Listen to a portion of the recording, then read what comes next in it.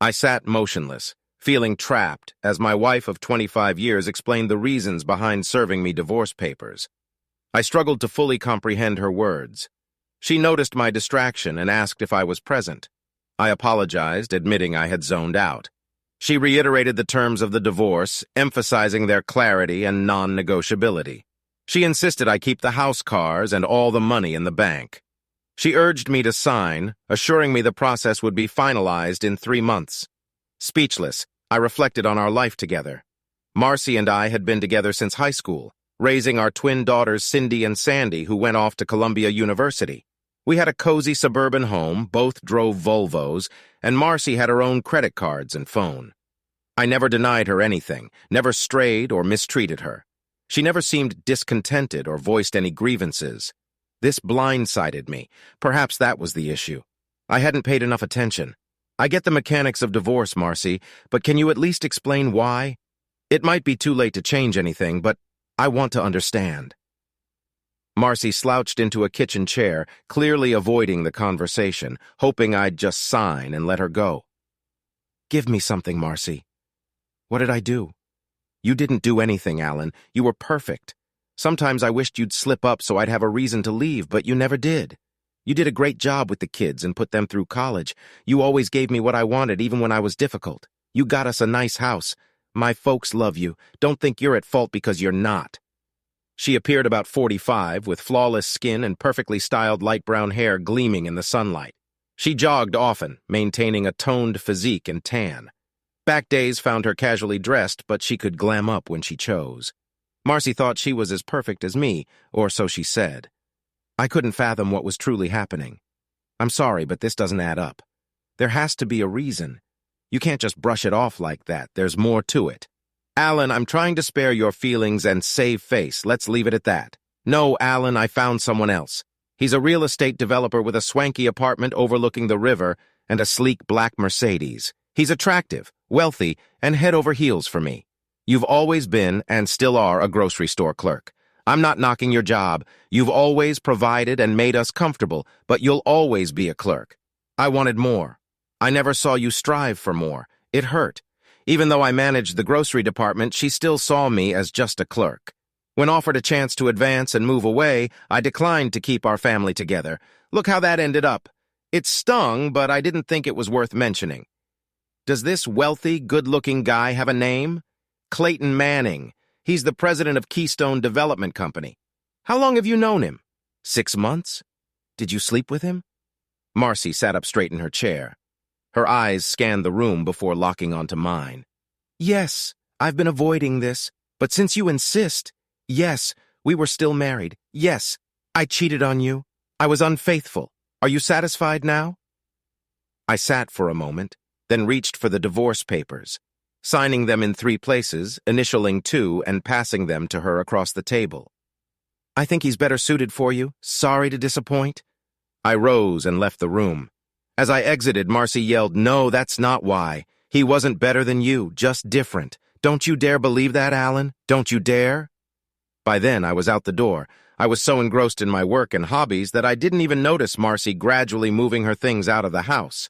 By the time she handed me the papers, she had already relocated most of her clothes and personal belongings to Clayton's apartment.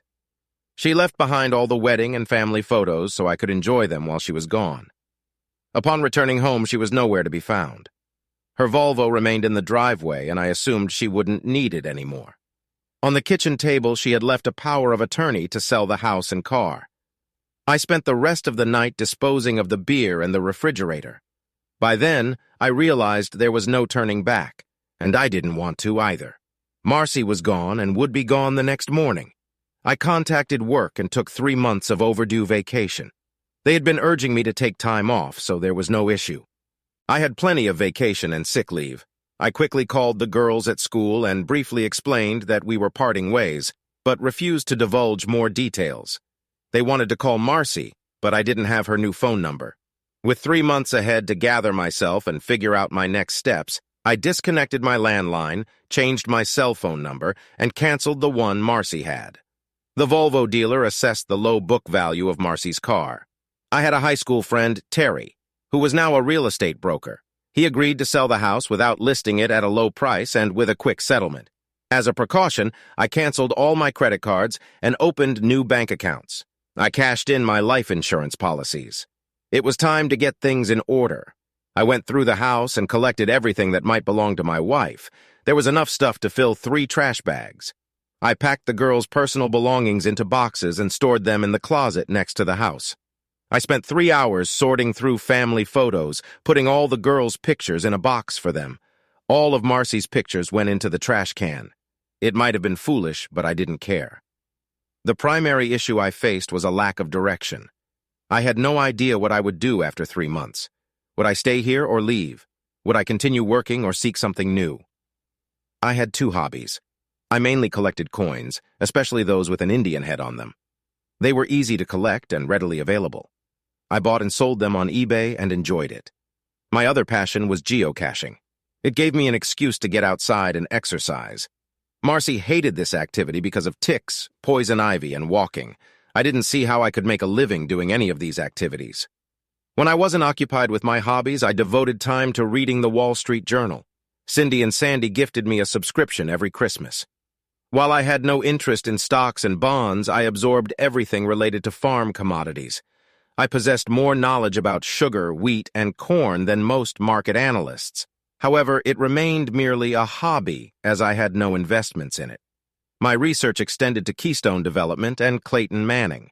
Terry Davis unearthed more information about Clayton and his latest project than I could ever manage, delving into details with a friend at a local bank. I eagerly awaited his findings. Weeks passed without any sign of Marcy. The girls called weekly, but their mom remained silent. I felt their support, yet they still had to show loyalty to their mother. Holding a few yard sales, I cleared out many items, leaving enough furniture to maintain the house's appeal to potential buyers. Marcy and Clayton's photo appeared in the society section of the Sunday paper, attending a political rally with local dignitaries. After a couple more weeks, Terry presented a lowball offer on the house, well below its appraisal, but with a 60-day closing which suited me. He had intriguing information about Clayton and proposed a lunch meeting. I figured I needed a break from the house and accepted. Hayes Mountain stood out as a prime location for hiking and geocaching. Although I'd already found all the geocaches there, 3 landmarks remained to be discovered. Modern marks, metal rods set in concrete, scattered across the country, aiding surveyors and real estate professionals in delineating property lines. Locating these landmarks was akin to a bonus quest for dedicated geocachers. Today, I resolved to track down all 3 landmarks on the mountain, equipped with my GPS and a metal detector. Hayes Mountain, nearly 2,000 acres in size, mostly belonged to the Madison Land Trust, which relied on donations to preserve its expanse amidst encroaching urban development. Adjacent to the trust's parking area, an orchard and farmhouse were up for sale, marked by a prominent sign. As I parked, I wandered over to the orchard fence, feeling a pang of sadness at the prospect of this picturesque site succumbing to development. "Are you considering buying it or just enjoying the view?" came a voice from behind. I turned to see an elderly man approaching, dressed in overalls and a John Deere cap. I chuckled. "If I had $1 million, I'd snatch it up in a heartbeat," I replied. He grinned back. "Do you think you'll have any trouble selling it?" he asked. "Well, I've got some interested parties, but I'm holding out as long as I can," I replied. "Why is that?" I inquired. "I was hoping the land trusts would acquire it, but they're short on cash. They want to preserve the fruit trees as they are, but the developers want to bulldoze everything," he said.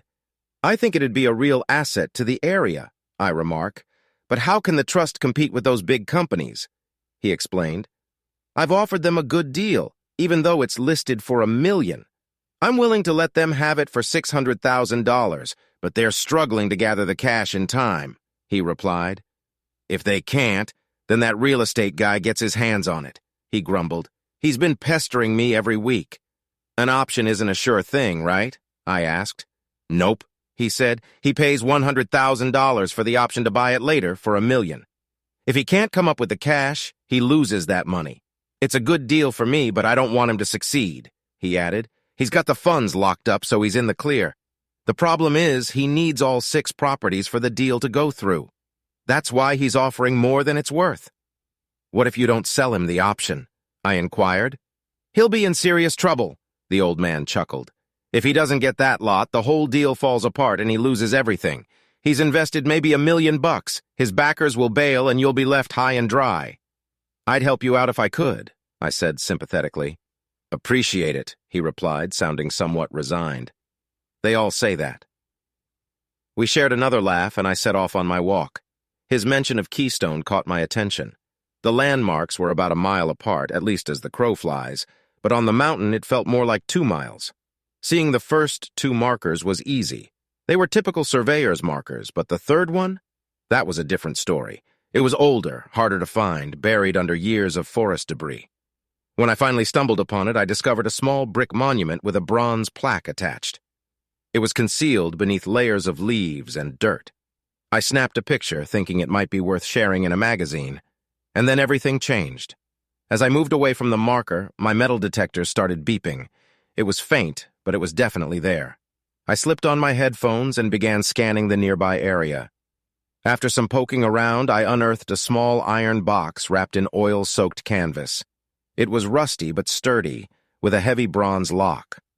Normally, discoveries like this on public land are considered treasures and handed over to the authorities. But for some reason, that didn't feel right to me.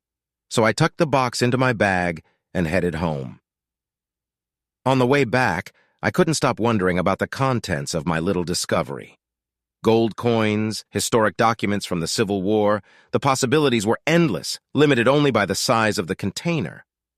Back at home, I cleared the kitchen table and carefully inspected my discovery. I hesitated to damage the lock, but seeing no other way in, I reluctantly decided to use my bolt cutter. Inside the box, beneath another layer of oiled canvas, lay a dozen pennies. But these were no ordinary pennies. They were large cents dating as far back as 1793. Surprisingly, they were in excellent condition, showing no signs of green corrosion. Although I typically favored Indian head pennies for their value, I recalled a book my grandfather left me titled The Quirks of the Penny, which explored various types and varieties of large cents. I found the book dull as I didn't possess any of the coins it described, yet tonight it would finally serve a purpose. I stayed up until dawn, studying the pages with my grandfather's book and a magnifying glass. Using my scanner, I captured detailed high-resolution photos of each coin, revealing every tiny imperfection on the stamps and showcasing the condition of each coin. I slept in until noon, feeling refreshed, yet eager to check in on work. When calling, I learned that Phil Williams, a company executive, had inquired about me. However, with more pressing matters at hand, I didn't dwell on it. Acquiring a safe deposit box from the bank became my next priority. After extensive online research, I was astonished to discover that my pennies were valued at several $1 million, not just due to their age, but also their condition and stamp varieties. It made me understand why criminals went to great lengths to launder money. Recording my coins into cash wouldn't be easy. Over breakfast at IHOP, I noticed another photo in the paper of Marcy and Clayton at an art gallery opening, triggering my next move. Once the safe arrived, I contacted John Smart and asked him to delay any decisions about the land for a few days, which he agreed to. Then I visited the Land Trust office to explore making a donation, to which they were enthusiastic. At the final divorce, just 4 weeks away, I felt a sense of urgency. The remainder of the day was spent researching coin dealers and auction houses for any signs of trouble. Eventually, I settled on Towers and Burns in New York City, as they seemed equipped to handle controversial sales. Discreetly, I arranged an appointment with them for Monday afternoon to cap off the day. I called the girls and organized lunch together on Monday morning, keeping the morning free.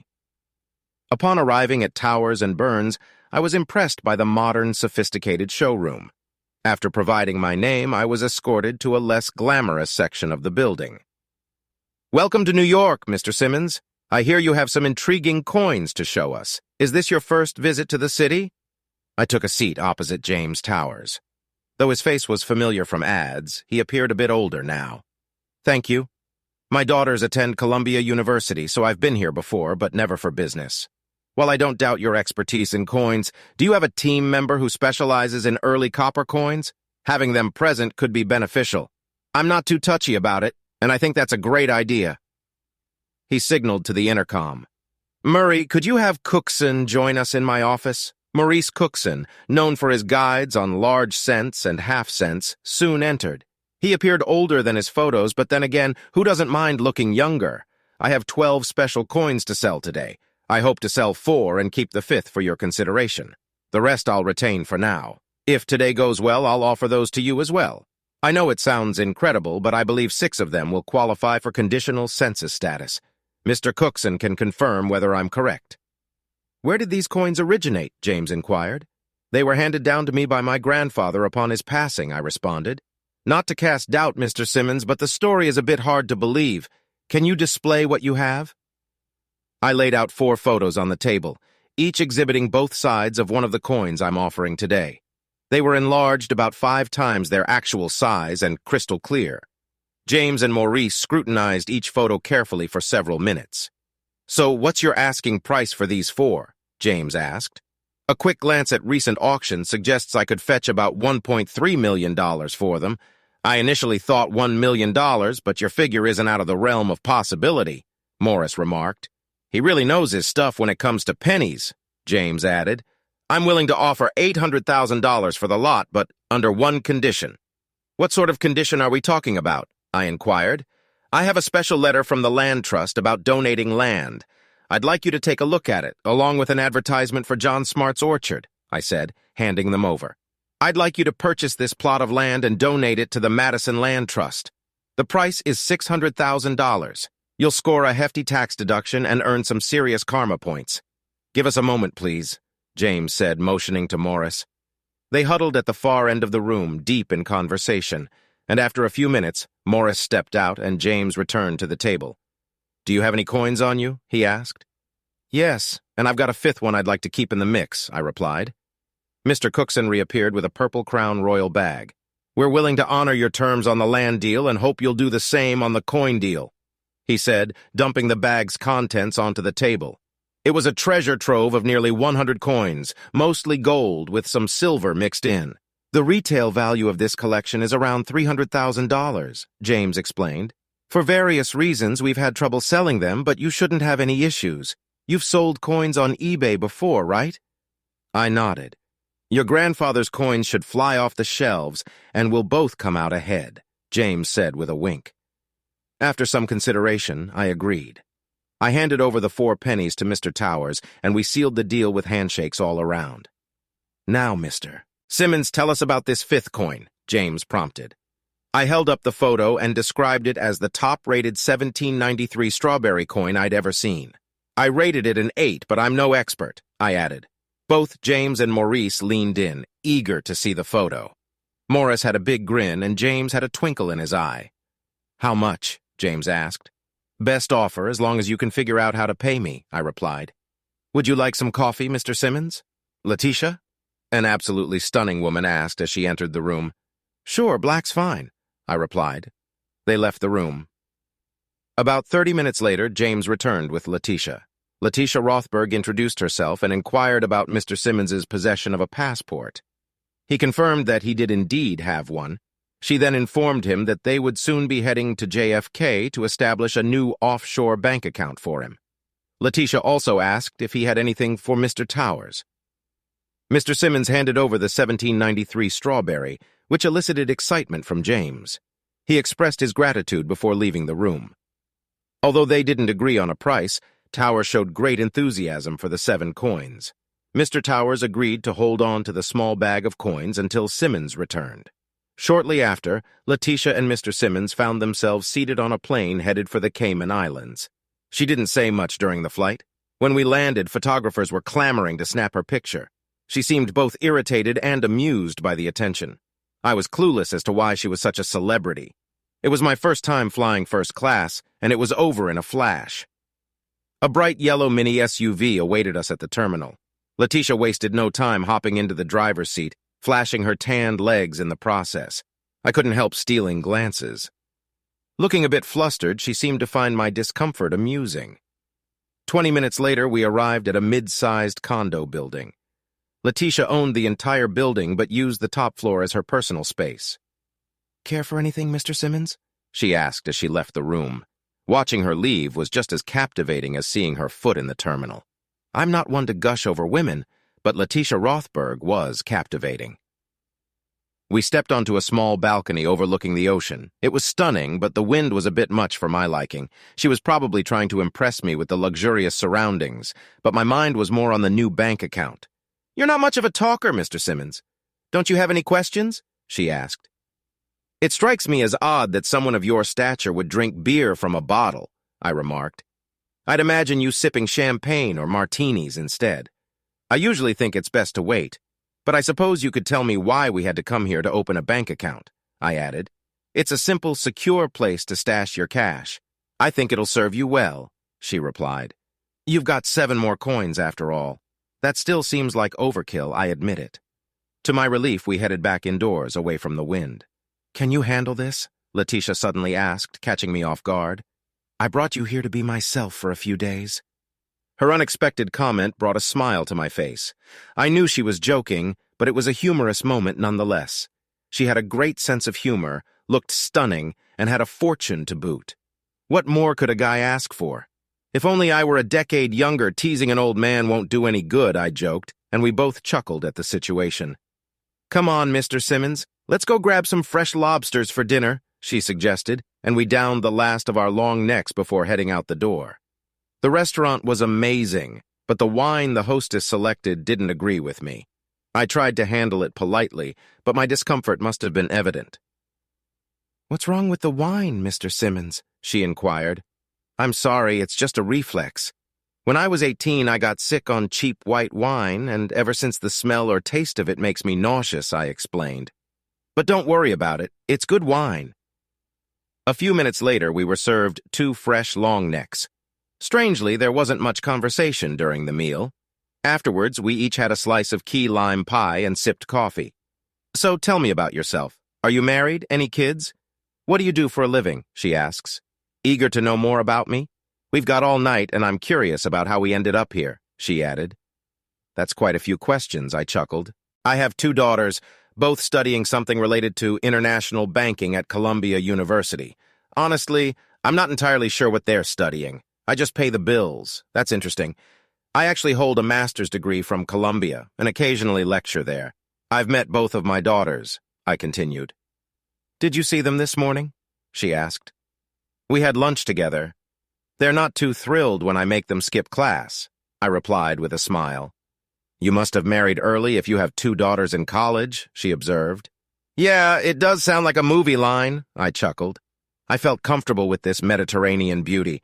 I could have conversed with her for hours. "As for me, I'm currently separated from my wife. It feels strange to say," I admitted. "She left me for some wealthy wheeler dealer. He's probably into building shopping malls or business complexes, judging by his fancy car and big apartment. She said she's moving on and the divorce should be finalized in about 4 weeks. That's a flimsy reason to end a good marriage," she remarked sympathetically. "Yeah, I thought everything was fine until she met this guy. I guess she was never satisfied with my career choice," I reflected. "I had opportunities to advance, but she didn't want to budge. I wasn't thrilled about it, but I thought it was necessary to save the marriage. Now I just feel empty." "And what about you?" I asked, shifting the focus back to her. There was a moment of silence. "How do you tell a beautiful, wealthy, successful woman that you manage a grocery store?" She noticed my discomfort and reassured me, saying, "It's not a big deal. We can discuss it later." "No, it's okay. I'm not ashamed of my profession," I reassured her. "It's just that managing a supermarket as a grocery manager isn't exactly a glamorous job that impresses the ladies. My daughters don't mind, but my wife often conveniently forgot to mention it in conversations. I could tell it bothered her. "Do you find satisfaction in your work?" she inquired as the server brought more coffee and cleared the table. "Yeah, I do, and I'm pretty proficient at it," I replied. "Mr. Simmons, I know we've just met, but I believe first impressions matter." "So what's your initial impression of me?" she asked. Her question put me in a bit of a dilemma. If I expressed my genuine thoughts, I might push her away, but if I attempted to flatter her, she'd see through it and perceive me as insincere. What should I do? "In summary, I see you as beautiful, intelligent, educated, and confident," I said, noticing a slight smirk on her face as she tilted her head down and looked up at me. "I was hoping for honesty," she confessed. "I'm sorry, but We were having such a pleasant evening. I didn't want to spoil it. I apologized.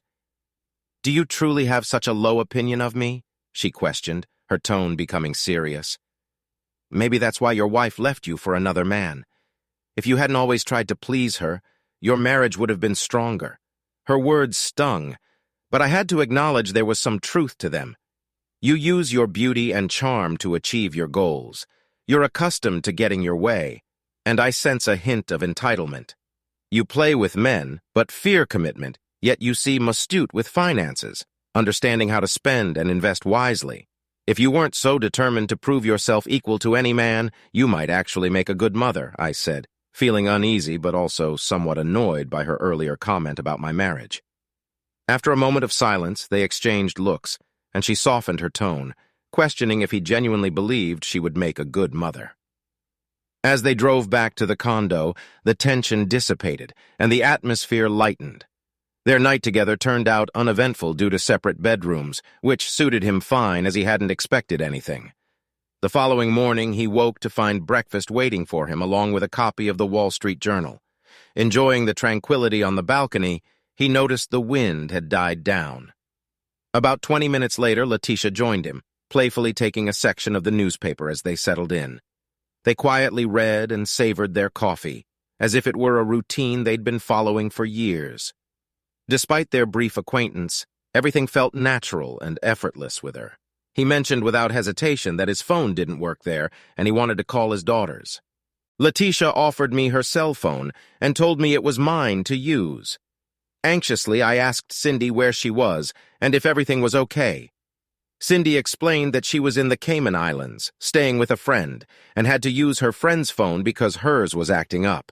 I pushed further, mentioning that a picture of her boarding a plane with Letitia Rothberg was shown on TV the previous night, asking what was happening. Cindy responded that Letitia was the friend she mentioned and questioned why it was a big deal. I cautioned Cindy about being cautious and warned her about Letitia Rothberg's reputation as a ruthless person as Letitia passed by with the breakfast tray. I introduced Letitia to Cindy as my daughter and mentioned that Cindy was in New York. Upon hearing Letitia's name, Cindy groaned over the phone, and I could hear her and her sister Sandy discussing something quickly on the other end. "Why are you there? How do you know her? Are you coming home?" Cindy bombarded me with questions. Before I could answer, Letitia was already reaching for the phone.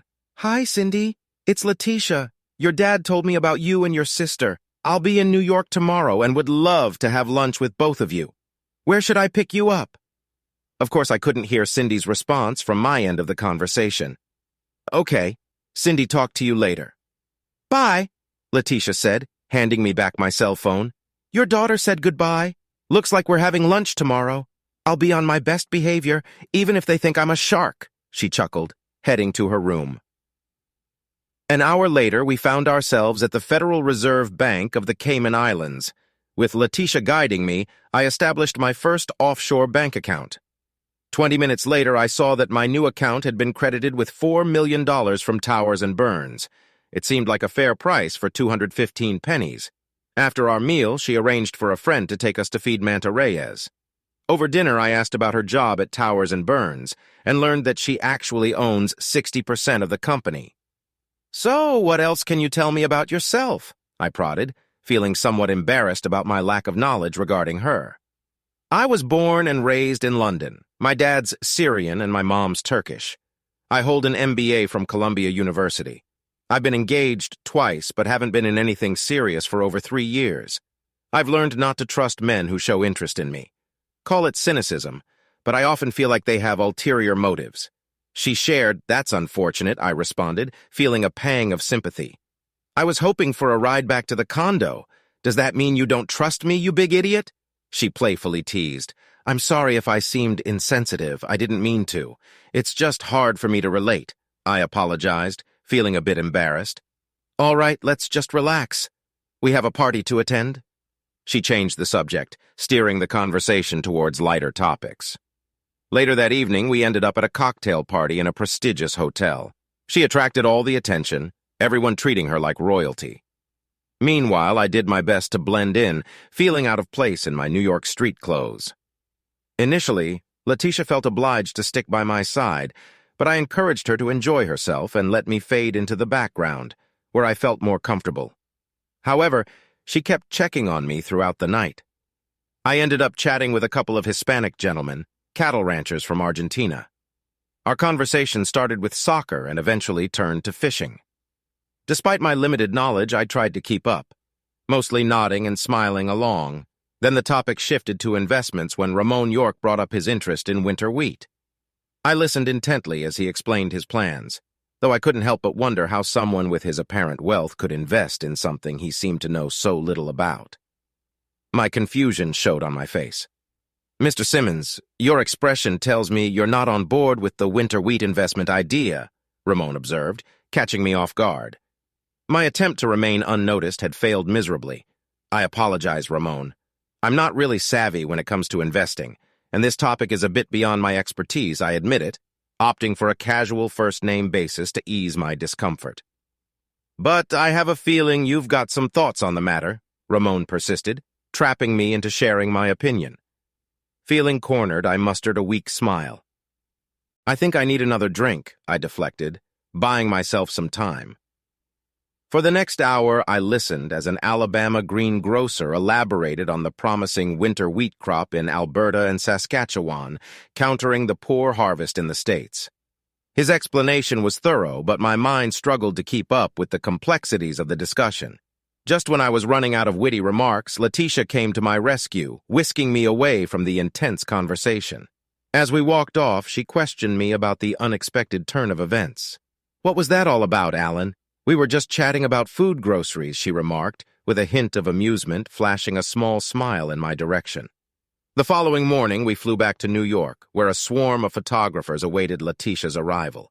A courier from Towers and Burns handed me a package containing the coins I had left behind. After bidding Letitia farewell, I made my way to the commuter train terminal, headed back to Huntsville. The divorce proceedings and the sale of the house unfolded according to plan. Phil Williams from the main office had left me multiple messages, urging me to consider relocating to the company's headquarters in New York. This time I agreed. John, overwhelmed, also reached out, asking for a lunch meeting at work. I tucked myself into my locker, bidding farewell to my colleagues. As I prepared for my upcoming move to a newspaper, I noticed a photo of Clayton and Marcy at a local politician's barbecue, looking like the perfect couple. With 3 weeks left, I spent a whole day scanning and identifying the coins from the bag I brought back from New York. Determined to maximize their value, I decided to list them on eBay as soon as possible.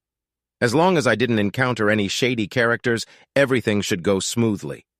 It took an entire day to create those coin listings, along with preparing envelopes and labels for shipping. All the payments went into my PayPal account and then off to my new offshore bank. With the weekend ahead, I finally had some time to relax. My Friday lunch with John Simard was interesting. He seemed pleased that Clayton was involved, but wasn't happy that I didn't benefit from the deal. Trying to explain it to him would have been a headache. Lunch went well, and as he was leaving, he handed me the deeds to 5 acres of land on the outskirts of town. It seems good deeds do get rewarded. Not long after parting ways with John, my cell phone buzzed. Cindy and Sandy were landing in Nashville in a couple of hours, giving me plenty of time to pick them up. They chose Nashville because the airfare was cheaper than flying into Huntsville, and they were watching their expenses. It was easy to get there and pick them up. Cindy couldn't wait to talk about ILSH. The lecture hall was packed with over 300 students for an advanced corporate finance course. In the lead lecture, the professor paused to introduce Letitia to the class, and she entered confidently. After speaking to the class for about 10 minutes, she invited 2 students to lunch at the Western Hotel. We were shocked when she called out our names. "So what did you guys think of her?" I asked as we hit the road. "She's amazing, Dad." "How did you even get to meet her?" Cindy blurted out, amazed. "Well, she mentioned she needed a personal assistant, and I seemed to fit the bill," I joked, earning a nudge from Sandy. "That's not funny, Dad." "Be serious," she scolded. "All right. What did you guys talk about at lunch?" I asked, steering the conversation back. "She was curious about our classes and coursework," Sandy replied with a chuckle, "and she had a lot of questions about you. We got the feeling she's interested in more than just friendship," Cindy added with a sly grin. "But why you, Dad? She could have any guy." Sandy pondered, furrowing her brows. Yeah, think about it. From where we stand, you're a catch. But Letitia Rothberg doesn't know you like we do, remember? Even Mom didn't seem to know you that well. Cindy chimed in, her tone turning serious. The atmosphere between us grew heavy after my unintentional jab about their mother. I hadn't meant to sour the mood or turn them against her. I apologized, feeling the weight of my words. Your mom's a gem, and I shouldn't have said that. Don't worry, Dad. We understand more than you realize, Cindy reassured me with a gentle smile. We rode in silence for a while until just as we crossed into Alabama, Sandy's phone rang. Hey, yeah, we got here about an hour ago. Great, no way, that's fantastic news. I'll let him know. Thanks for telling us. Talk to you later. Bye, Sandy said, ending the call with a grin. Looking in the rearview mirror, I saw Sandy giving Cindy a thumbs up. What's that about? They asked, curious. Leaning over the front seat, Sandy spilled the beans. Guess what, Daddy? Letitia is coming to Huntsville Tuesday morning. She expects you to cover the expenses for the night and serve up breakfast in bed. She exclaimed, I was flattered by the news, but also felt pressure from Letitia and now my daughters. It all sounded fantastic, and I hoped I was up for the challenge, not just for this one thing. The weekend with the girls went smoothly. They spent Saturday afternoon with their mom, but Clayton was a no-show. I asked them to keep Letitia a secret from their mom. We sorted through all the stuff they wanted to leave at the house, and by the time they left, everything was sorted out. On the drive back to Nashville, I made a promise they made me swear to try to get along with Letitia. When I asked what they meant, Cindy chimed in, just don't tick her off, simple enough. They were excited about my move to town, but I still couldn't understand what Letitia wanted from an old guy who didn't even own a suit that was in style. Back home, I relaxed with a beer and the Sunday paper. No snapshots of Marcy and Clayton this week, but there was a blurb about Keystone Development hitting a snag with local financing. Winter wheat futures were plummeting in value, which caught my interest. I called up Terry Davis and invited him over. It wasn't a fancy lunch, but a couple of cold ones, and a chat would suffice. One Manning had a checkered past, to say the least. He'd been on a roller coaster ride of wealth and debt, dodging creditors and friends who lent him money. His latest project was failing, and people who backed him were disappearing. I don't think beer ever tasted so good. Monday morning turned out better than expected. The coins I put up for auction fetched a better price than I had imagined. The appraiser valued the coins at around $300,000. They didn't seem like they'd be worth that much, but they easily could have fetched over $200,000 in just a little over 2 weeks. I'll be free. If you asked me 3 months ago, I'd have thought it was a nightmare. But today, I'm eagerly anticipating it. The folks buying the house had sorted out the financing and were ready to seal the deal. It struck me as funny how comfortable Marcy felt with Clayton that she didn't need any of our shared stuff. I wondered if she grasped how uncertain her future was. At 3, I had a meeting with the buyers of the house. A fat $200,000 check went straight into my offshore account. They had no objections to me staying in the house for another week, which worked out for both of us. The next morning, I got a call. Before I even had my morning coffee, an unknown caller officially informed me that Miss Rothberg would be landing at 10:45 a.m. on Delta Flight 724. I arrived 30 minutes early, feeling a bit nervous. Some paparazzi had caught wind of her arrival and were camping outside the terminal. I tried my best to lay low. I parked in short-term parking, not expecting all this fuss. Instead of waiting for me to pick her up, she chose to walk alongside me behind the car. Naturally, the photographers caught my license plate, and the secret was out. I'm not used to all this attention, but Letitia seemed unfazed by it. She even apologized to me for it. On our way home, I couldn't help but remember how, as she stepped off the plane, I had the urge to kiss her, silly old man. I felt sheepish about the emptiness of the house. Over the past few months, I'd gotten rid of everything I could. The only things left were the essentials that the new owner had agreed to take over once I left. My guests found my attempts to apologize amusing. There wasn't a crumb in the house, so we swung by Taco Bell for a quick bite. Her choice. I promised her some dreamland ribs for dinner. It was refreshing to be around a woman with a hearty appetite. I expressed my confusion to Letitia about her presence, mentioning my assumption that she would be back to her usual routine. Letitia clarified that her visit was business-related with a chuckle. She informed me that she had heard about my upcoming move to New York and offered her spare room for me to stay temporarily. She mentioned arranging for a moving truck to help with the relocation. When I asked how she found out about my move, she casually replied that it was her knack to pay attention to details. In a playful manner, I joked about her possibly being in cahoots with my daughters, but acknowledged that it would be hard for me to look sneaky. Despite being caught off guard by her offer, I couldn't find a reason to decline it, and agreed to start packing with her. I had imagined she'd be more comfortable in a fancy boardroom or a posh bank, but she seemed content just shooting the breeze with me. Still, I couldn't shake off the slight awkwardness due to our age difference. As we sorted through my belongings, we ended up tossing out more stuff than we kept. She had strong opinions about my closet, and she didn't budge. Despite my pleas for mercy, she promised to take me shopping for some decent clothes once I got settled in New York. As we finished packing, there were more boxes than would fit in my car, but not quite enough for a moving van. I hoped she had arranged for a small truck. I set aside my laptop and a little inkjet printer to check on an eBay auction. We were just about to sit down for dinner when another surprise popped up. A delivery van pulled up in front of the house. Letitia and I watched as the driver, dressed smartly, hopped out with a clipboard. "Are you Alan Simmons?" he asked. "I've got a delivery for you. Where do you want it?" "What in the world is this?" I muttered, puzzled. "It's for Mr. Ramon Jordan," the driver explained. "Got space in the garage." The spot where Marcy's Volvo used to sit was now vacant. I pointed in that direction and nodded. I caught Letitia covering her mouth, trying to stifle her laughter.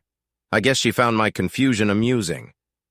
Just minutes later, I was staring at a sleek orange sports car parked next to my old Volvo. "What in the world is this?" I exclaimed, with a hint of pride the courier declared. "This here's a '28 Lamborghini Gallardo Spider Superleggera, a model. Ain't she a beauty?" Letitia could hardly contain her giggles. She wasn't causing a scene, but it was evident she was thoroughly enjoying herself.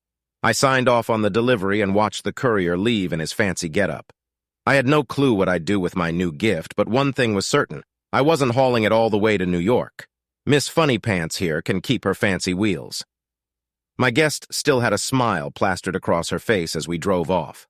I ordered up a full rack of ribs and a couple of brews. "Care to fill me in on the deal with the car?" I asked, curious. "Ramon, big on winter week."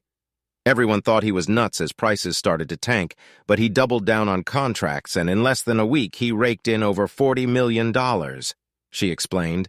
He was pleased with the cash, but the compliments about his clever move made him even happier. Well, good for Ramon. "Hope he didn't drop my name," I remarked. "Apparently he wanted to give you credit, but only if you were cool with it. He thanked me for bringing you to the party and wanted your address. I didn't know he planned to do that, though." As the ribs arrived, I watched Letitia dunk a few into Tabasco sauce before digging in. "Man, I adore that girl. You know I'll be sending this back tomorrow, right?" I asked. "That's what I figured. No worries. Ramon won't be offended. He would have offered the money outright, but he probably thought you'd decline. That way you'd feel more obliged to keep it. We had to order extra beers because of all that Tabasco. I was feeling good and didn't want the night to end. At that moment, I would have given anything to spend the night with this gorgeous young lady. I envied those smooth, charming guys who could charm any girl into bed in a heartbeat. All I could hope for was a good night kiss. We couldn't chat all night, so eventually I had to head home. The next morning was fantastic. Turns out all my worrying was for nothing. As soon as we stepped into the house, Letitia grabbed my hand and led me to the bedroom. During the gentleman I am, I made sure to tend to her needs first, and in return, I was treated to the best night of passion in my secluded life. Breakfast in bed was simple juice, coffee, and a Danish. "Sorry, it's the best I can do under the circumstances," I apologized. "It's perfect," she assured me. Although eating off a tray in bed isn't as comfy as it sounds. After a few laughs and some adjustments, we relocated to the kitchen. "It's in bed" sounds fancier than it really is, Letitia. I chuckled. Not to spoil the mood, but I'm curious why you chose me. I don't have much to offer, and you deserve someone great. I've been burned by slick, charming lovers before. I won't fall for that again. she explained. I get it. You're into me because I'm not a player or an idiot, I replied. She found this amusing and chuckled. She said, Alan, I was impressed with your deal with James in New York. I replied with a shrug. Just sold some coins, nothing major, she then added. I found your plan to buy trust land intriguing. Smirking, I responded. Me? A philanthropist? Nah, I see myself as a cunning guy who took advantage of a unique situation to mess with his wife's lover. She laughed, and I couldn't help but smile too. I was amazed at her intelligence and how well she hid it. Was that a mistake on my part? I asked. No, Alan, that was brilliant. She reassured me. Her curiosity about me was piqued, and she wanted to learn more. You couldn't possibly have known what I was up to in New York, I protested. True, when I found out later, she admitted, you were checking up on me, weren't you? I realized I'm not naive. Admittedly, the boost to my self-esteem felt good. Unfortunately, Letitia had an early morning flight back to New York. Saying goodbye was tough, however. She left me feeling content and even entrusted me with the key to her apartment. The dealer couldn't pick up the Lamborghini until the next day, but that was fine since I had no intention of driving it. The movers arrived with a small truck to transport my belongings to New York. Terry Davis called with troubling news about Keystone Development's financial woes. Clayton had lost most of its backers almost overnight, and rumors swirled about missing funds. That evening, my almost ex-wife paid a surprise visit. So what do I owe this unexpected pleasure? I inquired. I need to talk to you about some things, she replied. I'm leaving in a few days, but I'll help you in any way I can.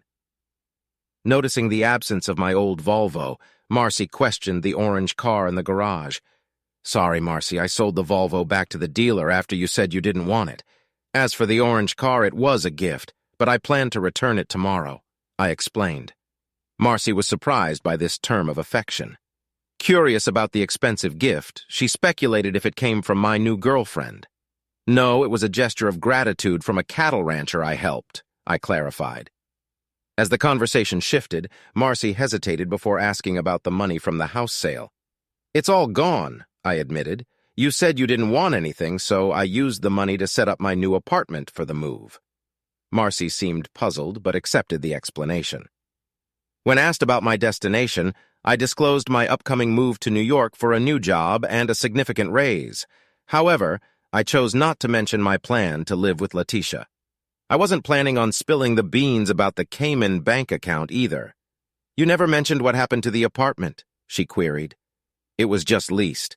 The lease ran out and the owner didn't want to renew it, I clarified. Where are you living now? She asked further. We're staying at the Holiday Inn until Clayton finds us a new place, I informed her. I understand now, I commented, grasping Marcy's motives for wanting to move into our old house. She seemed a bit puzzled. I see, she responded, appearing uncertain. It was clear she needed assistance, but was hesitant to ask. As the conversation paused, I offered, Is there anything else I can do for you? Marcy hesitated before requesting. Could you give me a ride to the Holiday Inn? The ride started smoothly, but then Marcy brought up my girlfriend. Tell me about her, she pressed. She's not exactly a girlfriend, more like a business partner, I explained. What kind of business, she probed. We're not into any business, to be honest. I'm just a clerk at the grocery store, I admitted. Marcy remained silent, gazing out the window and muttered, rascal, under her breath. At that moment, I had the perfect chance to my frustration, to let her know how much those newspaper pictures hurt me. But instead, I chose to keep silent and smiled inwardly.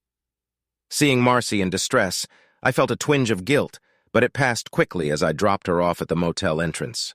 She departed without a backward glance or a goodbye. Despite feeling a pang of regret, there was also a strange sense of satisfaction. Thursday morning brought an unexpected delivery, the final divorce papers. They arrived earlier than expected, but I wasn't complaining. On the front page of the Huntsville paper, there was a photo of Letitia Rothberg arriving at the airport accompanied by her sincere friend. Each room at the Holiday Inn received a complimentary newspaper, so Marcy would undoubtedly stumble upon it. During breakfast, I emptied the safety deposit box at the bank, ready to move forward. My 7 pennies will definitely come in handy soon. During Letitia's visit, I expected her to inquire about them, but she never brought it up. All our discussions were purely social. Now I'm bringing up the topic of the auction prices. More than half of the coins were sold at that price, so I spent the rest of the day packaging and getting them ready for shipment. The remaining auctions had to close by noon on Friday. If all the PayPal payments go through smoothly, I'll be able to mail out all the coins the same day. Any dubious buyers will have to wait until bright and early on Saturday morning. I hit the road. Most of the money from my PayPal account got transferred to my Cayman account. I kept a small amount on PayPal just in case I wanted to make an impulse purchase. As I was leaving, the buyers of the house arrived, making it a win-win situation for both of us. The drive up north would take about 12 hours without any delays. Letitia was waiting in the apartment and promised to whip up a homemade dinner for my return. I wondered who would be cooking it. It was reassuring to know that I still had what it takes to capture the heart of such a stunning woman. I was confident I could meet all her expectations. Just as I was crossing into Virginia on Interstate 81, Cindy gave me a call. It turns out Clayton Manning had skipped town, leaving Marcy stranded without a car or a place to stay.